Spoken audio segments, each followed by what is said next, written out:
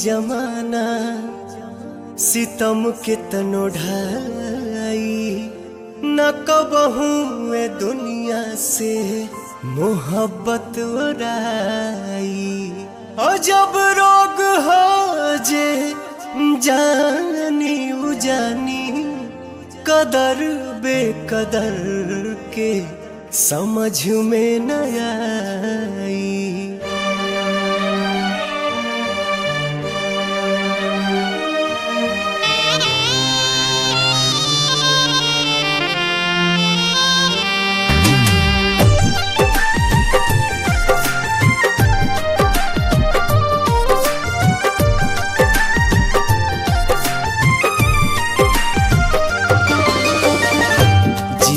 मरे के संग खैली कसम संग ही सहे के रहे सारा सितम।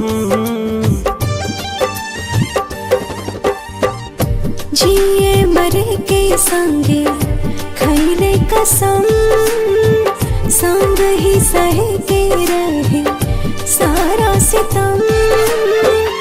उहे जान भैली अनजान कहे पूछ के बतावा तनी चान। हे चान दूर कहे भैली हमर जान।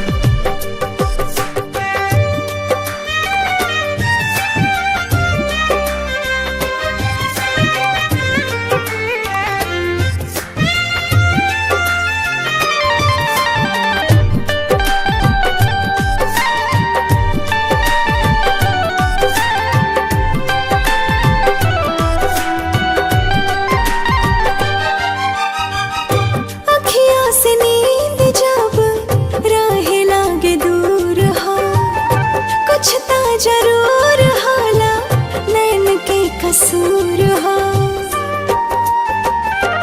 हाँ, काहे के प्रीतिया बनौले भगवान हो।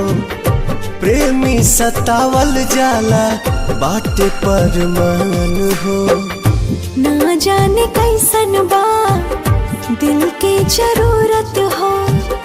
हर पल निहारेला उनके ही सूरत हो। टूट गइल सारा अरमान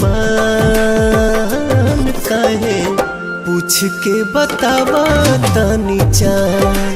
हे चान दूर काहे भैली हमर जान।